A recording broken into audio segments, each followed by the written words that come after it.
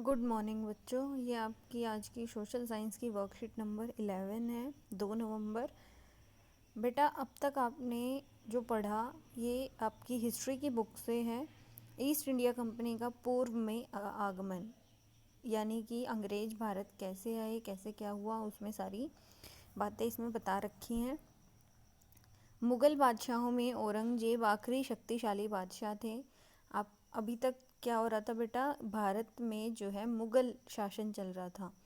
अब धीरे धीरे जो है 1707 में उनकी मृत्यु के बाद कैसे अंग्रेज़ों का आगमन हुआ वो अब इसमें बताया जाएगा। 1707 में जब उनकी मृत्यु हुई तो बहुत सारे सूबेदारों ने अपने क्षेत्रीय रियासतें कायम कर ली। अब क्या होगा, राजा नहीं होगा तो सब लोग क्या करेंगे, अपनी अपने जहाँ तक उनका क्षेत्र है वहीं पे उन लोगों ने, सूबेदारों ने कब्जा कर लिया।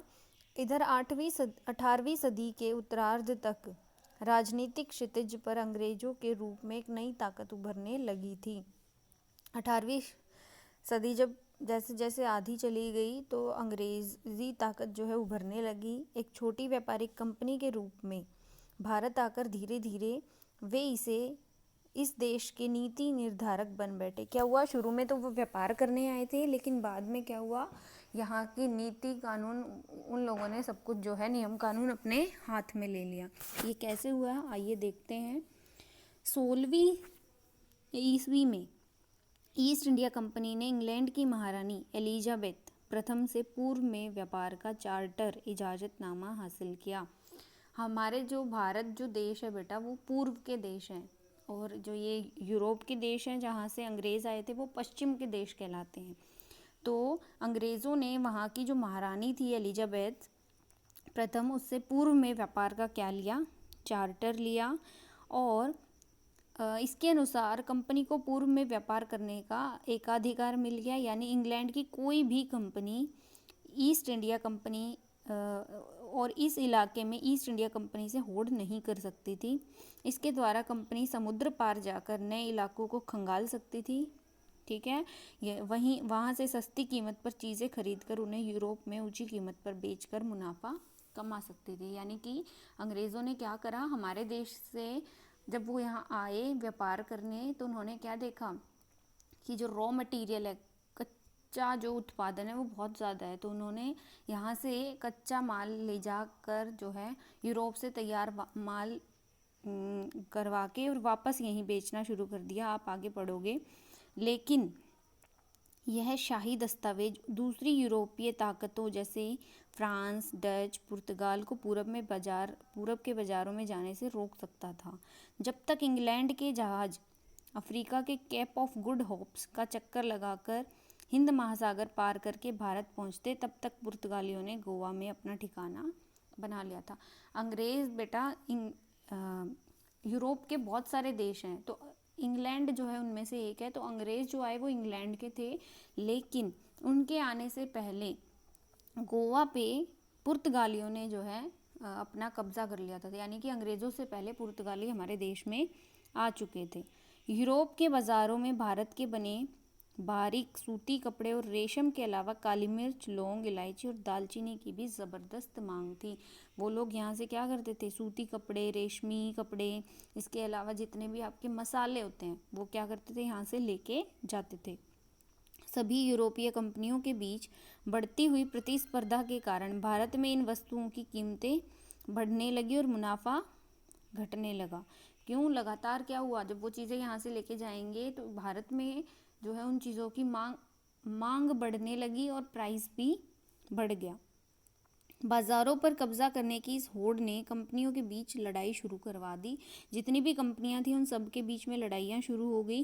धीरे धीरे इन लड़ाइयों की वजह से उन्होंने अपने आप को सुरक्षित करने के लिए बस्तियों की किलेबंदी करनी शुरू कर दी। अब यहाँ जो लोग रहते थे, बस्तियाँ जहाँ बसी हुई थी, तो सब कंपनियों ने क्या करना शुरू कर दिया, वहाँ की किलेबंदी। इस कारण उनका टकराव स्थानीय शासकों से भी होने लगा, और जो राज्य का मुनाफा खोने के कारण इन व्यापारिक कंपनियों से पहले ही दुखी थे। अब क्या हुआ, जो यहाँ के स्थानीय शासक थे, जो राजा थे, उन और जो राज्य था कंपनी से, वो पहले ही दुखी थे, क्योंकि वो उनसे क्या लेते थे, कर लेते थे। इसीलिए उन दोनों के बीच टकराव होना शुरू हो गया। मतलब यहाँ के जो राजा थे उनके भी उनका और जो अंग्रेजी कंपनी के शासक थे उनके बीच। उदाहरण के तौर पर बंगाल के सूबे को देखते हैं। एग्जाम्पल दे रखा बेटा, देखो 1951 में 1651 में हुगली नदी के किनारे पहली इंग्लिश फैक्ट्री शुरू हुई, जहां निर्यात होने वाली चीज़ों को जमा किया जाता था। निर्यात क्या होता है बेटा? हमारे देश से किसी दूसरे देश को कोई चीज़ भेजना, वो निर्यात कहलाता है। और आयात होता है हमारे देश को अगर किसी चीज़ की ज़रूरत है तो किसी दूसरे देश से वो चीज़ मंगाई जाती है। तो 1651 में हुगली नदी के किनारे क्या हुई? पहली इंग्लिश फैक्ट्री शुरू हुई। और जैसे जैसे व्यापार फैला, कंपनी ने सौदागरों और व्यापारियों को फैक्ट्री के आसपास बसने के लिए प्रेरित किया। अब जैसे जैसे व्यापार बढ़ने लग गया तो क्या किया कंपनी ने? जितने भी सौदागर थे, जितने भी व्यापारी थे, उनको फैक्ट्री के आसपास बसने के लिए प्रेरित किया कि आप यहाँ के बसो। 1696 आते आते कंपनी ने इस आबादी के चारों तरफ एक किला बनाना शुरू कर दिया। अब जैसे ही वो फैक्ट्री लगाई, आसपास अब फैक्ट्री लगाई है तो बेटा उसके लिए वर्कर भी चाहिए काम करने के लिए, तो इन्होंने क्या करा?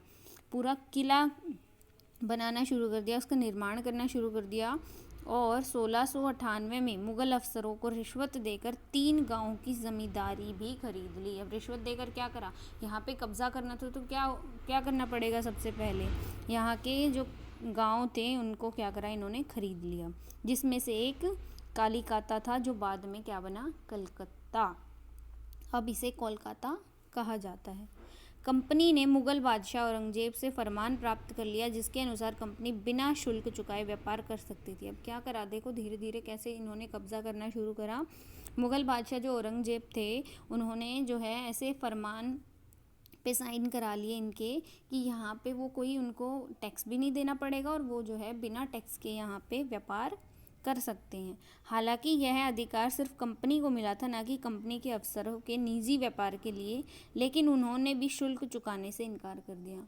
ये जो परमिशन मिली है सिर्फ कंपनी को मिली थी, लेकिन उसके जो ऑफिसर्स थे उन्होंने इस बात का फ़ायदा उठाया और टैक्स देने से मना कर दिया, जिससे बंगाल में राजस्व वसूली बहुत कम हो गई। अब टैक्स नहीं आएगा तो जनता के लिए राजा काम कैसे करेगा? जैसे आज भी है ना बेटा, गवर्नमेंट टैक्स लेती है तभी तो हमारे लिए काम करती है।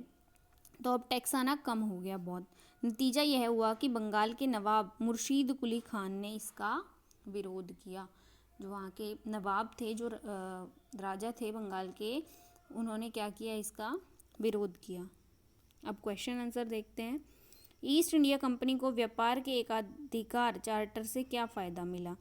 ईस्ट इंडिया कंपनी को क्या फ़ायदा मिला बेटा? ये जो आपका एकाधिकार, व्यापार का एकाधिकार था, उससे उनको एक तो बिना शुल्क चुकाए वो जो है व्यापार करने लग गए यहाँ पे। और क्या क्या हुआ? धीरे धीरे उन्होंने किला बना लिया, फैक्ट्री, इंग्लिश फैक्ट्री जब यहाँ पे लगाई तो एकाधिकार से उनको क्या हुआ? बहुत सारे ऐसे ऐसे फ़ायदे होने लग गए। क्वेश्चन नंबर 2, यूरोपीय व्यापारी भारत की किन वस्तुओं को यूरोप ले जाकर बेचना चाहते थे? धीरे धीरे उनका मुनाफा कम क्यों होने लगा? कौन कौन सी चीज़ें थी आपने ऊपर पढ़ी थी? किस किस चीज़ों की मांग थी? सूती कपड़े, रेशम, काली मिर्च, लौंग, इलायची, दालचीनी की ज़बरदस्त जो है मांग थी, वहाँ पे लेके जाना चाहते थे और बेचना चाहते थे। धीरे धीरे इसकी मांग क्यों कम होने लगी बेटा? क्योंकि देखो ये रहा, सभी यूरोपीय कंपनियों के बीच बढ़ती प्रतिस्पर्धा के कारण जो है इन चीज़ों की मांग कम होने लग गई। क्वेश्चन नंबर 3, बंगाल के नवाब ने ईस्ट इंडिया कंपनी का विरोध करना क्यों शुरू किया? क्योंकि वो क्या करते थे? बिना शुल्क चुकाए राजस्व वसूली कम हो गई थी और शुल्क नहीं चुका रहे थे, इसीलिए जो है बंगाल का राजस्व कम हुआ, इसीलिए वहाँ के नवाब ने इसका विरोध किया। क्वेश्चन नंबर 4, किसी भी क्षेत्र में एकाधिकार किस प्रकार आपके जीवन को प्रभावित कर सकता है? अपने जीवन की किसी उदाहरण के द्वारा विस्तार पूर्वक लिखिए। किसी भी जगह को अगर आप अपने एकाधिकार, मतलब आप उस पर अपना हक जमा लेते हो, आप जो है उस पर अपना अधिकार कर लेते हो, तो वो आपके जीवन को कैसे प्रभावित करेगा? मान लो यहाँ जहाँ आप रहते हो वहाँ बाहर से आके कोई उस जगह को जो है कब्जा कर ले या उस पर एकाधिकार कर ले, तो आपका जो डेली लाइफ जो आपकी है वो कैसे इफ़ेक्ट होगी, वो आपको लिखना है बेटा। और ये आपकी वर्कशीट थी, बहुत आसान सी वर्कशीट है और आपको सभी बच्चों को जो है करके ये भेजनी है।